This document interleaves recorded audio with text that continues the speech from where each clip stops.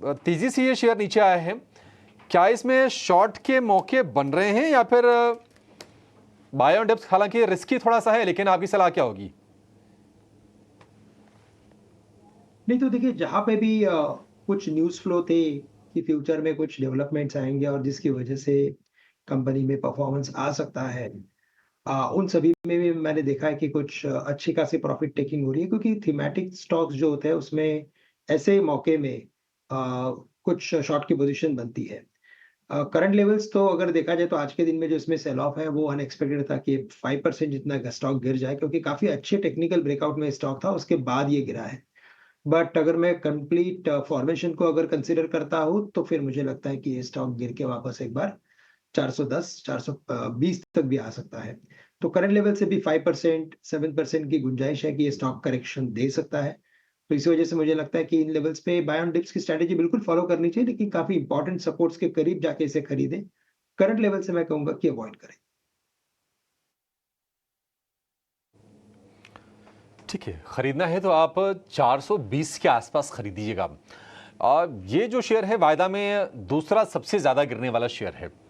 सबसे ज़्यादा टूटा है वो है वोडाफोन आइडिया, करीब 7% के आसपास की गिरावट है और 3 महीने में ये शेयर आधा हो गया है।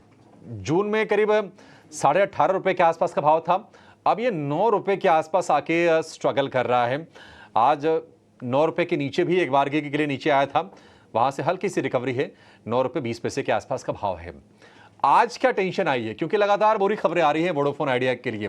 कभी सिक्योरिटी पिटीशन खारिज होती है तो कभी कस्टमर घट जाते हैं, तो ऐसी चीजें चल रही हैं। आज मुश्किल क्या है बताने के लिए हमारे सहयोगी वरुण दुबे हमारे साथ जुड़ गए हैं। वरुण बताइए, नई दिक्कत क्या है वोडाफोन आइडिया के लिए? डेफिनेटली अभिषेक, जैसे कि आपने हाईलाइट किया कि लगातार इस कंपनी के साथ दिक्कतें रहती है और आपने कहा कि ग्राहक घटते जाते हैं, तो मुझे तो याद नहीं कब मैंने देखा था कि इस कंपनी के ग्राहक बड़े होंगे। हमेशा घटते ही गए हैं और आप देखिए सितंबर हो, अगस्त हो, लगातार हमने घटते हुए देखा है। लेकिन आज की जो परेशानी सबसे बड़ी है वो मैं आपको बता देता हूँ, क्योंकि 50 वीक लो पे स्टॉक ट्रेड कर रहा है। जून से अगर आप देखेंगे तो आधा हो चुका है और अब तो ये सिंगल डिजिट का स्टॉक बन चुका है। दरअसल आपको याद होगा, इस कंपनी ने जो स्पेक्ट्रम जीते थे उसके लिए कहीं ना कहीं इनको स्पेक्ट्रम का जो भुगतान है वो करना था, जो बकाया था उसके लिए मॉनिटरिंग दिया गया था। जो मॉनिटरिंग दिया गया था वो दरअसल सितंबर 2025 तक का था, बैंक गारंटी जो देनी थी। और वो मॉनिटरिंग जो है उसके ख़त्म होने के 1 साल पहले इन कंपनियों को या फिर वोडाफोन आइडिया को वो जो बैंक गारंटी है वो जमा करनी थी। और खबर अब ये आ रही है कि बैंक गारंटी जमा करने के लिए यहाँ पे इनने जो अतिरिक्त समय मांगा था या फिर इन्होंने जो छूट मांगी थी उसको यहाँ पे खारिज कर दिया गया है और इनको कहीं ना कहीं अभी बैंक गारंटी जमा करनी पड़ेगी। अब बैंक गारंटी कितनी है? करीब 24,700 करोड़ रुपए के आसपास की बैंक गारंटी है जो इन्हें जमा करनी पड़ेगी। और ये एक नया सरदर्द है जो कि इस कंपनी के लिए बन गया है, क्योंकि आपको याद होगा हाल फिलहाल में जो कोर्ट की तरफ से एजीआर का रूलिंग आया था उसमें इनको कोई भी राहत नहीं दी गई थी और इस कंपनी को एजीआर का जो कुल बकाया है वो भी भरना था। तो इस तरह से अगर आप देखेंगे तो इस कंपनी के ऊपर कुल कर्ज जो है वो करीब 1.5-2 लाख करोड़ रुपए के आसपास आ जाता है। No doubt company fund raising कर रही है, एफपीओ कर रही है, लगातार कोशिश कर रही है कि कैसे वैसे फंड जुटा के अपनी जो मुश्किलें हैं उनको हल करे। लेकिन हमेशा आप देखेंगे हर महीने एक नई मुश्किल जो है वो इस कंपनी के सामने निकल के आ जाती है और अब बैंक गारंटी की जो मुश्किल है वो इस कंपनी के साथ निकल के सामने आ चुकी है। और जैसे कि आप कह रहे हैं कि लगातार कंपनी कस्टमर तो गंवा ही रही थी, हालांकि जो रेट था वो थोड़ा कम हुआ था, लेकिन अभी भी अगर आप देखेंगे तो कंपनी लगातार कस्टमर गंवा ही रही है। एक चीज़ अच्छी हुई इस सेक्टर में कि हाल फिलहाल में जो टैरिफ हाइक है वो हुआ है, उसके लेके सेक्टर को लेके थोड़ी बहुत बुलिशनेस ज़रूर आई है, लेकिन इस कंपनी की जो इंटरनल दिक्कतें हैं वो इस कंपनी पे भारी पड़ रही है और इसके लिए हम देख रहे हैं खबरों का सिलसिला जारी है और स्टॉक का भी गिरना लगातार जारी है। जी हाँ वरुण, बहुत बहुत शुक्रिया हाईलाइट करने के लिए कि आज की दिक्कतें क्या हैं, क्योंकि हम देख रहे हैं लगातार जो है वोडाफोन आइडिया के लिए जो मुश्किलों का दौर है वो बरकरार है।